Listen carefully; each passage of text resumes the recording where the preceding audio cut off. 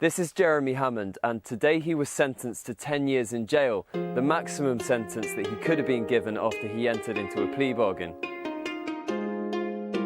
So why is he being thrown in jail? Well, he's a hacker, a computer programmer, and an activist.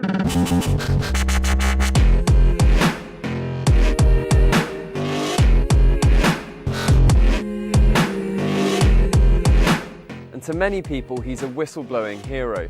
There was a campaign to have him freed, and today the courtroom was packed with his supporters. But the prosecution in his case called him a computer hacking recidivist. They accused him of threatening public safety and the safety of law enforcement officers. It's one of those things that I never really understood. Why is it that the safety of law enforcement officers is considered separate from the safety of the public? It's a really weird us and them thing, but that's a different matter entirely.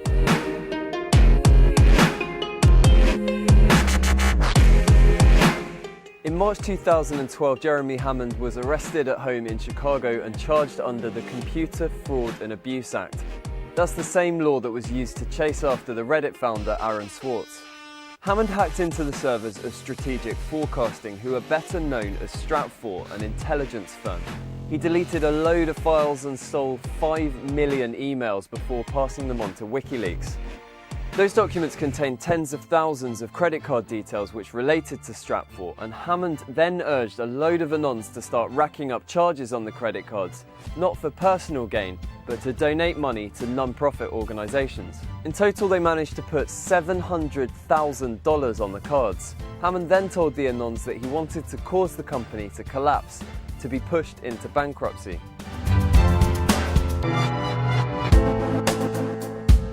But focusing on the credit card details, as the justice system appears to want people to do, ignores all the other more useful revelations that Hammond's hack uncovered.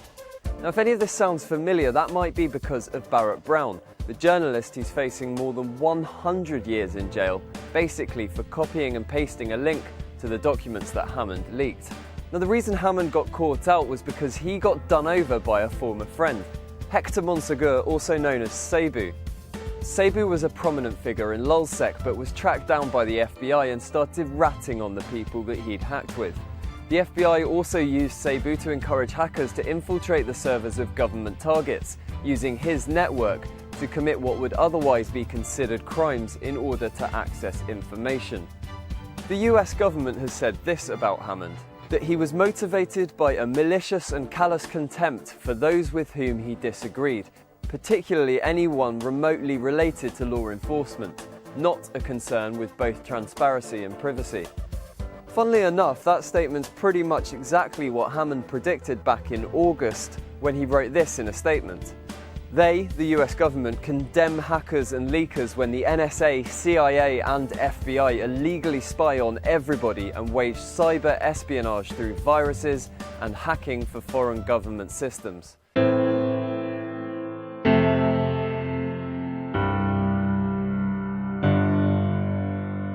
Now, Hammond does have previous convictions for hacking. He got 2 years for breaking into a right-wing website. But the thing is, he's never made personal gains from his hacks. They've always been based in his liberal activism, and that has won him a load of famous supporters. Richard Stallman called Hammond a fine example of a socially responsible hacker. Birgitta Jonsdottir said that in Iceland his actions would have been considered an act of bravery. And Chris Hedges said this: "The security and surveillance state is creating a hermetically closed system of power. It's doing this by rewriting laws to subvert the Constitution and to grant itself the ability to criminalize all forms of dissent." So what do you think? Is Jeremy Hammond a computer hacking recidivist or a brave, socially responsible hacker? Let us know.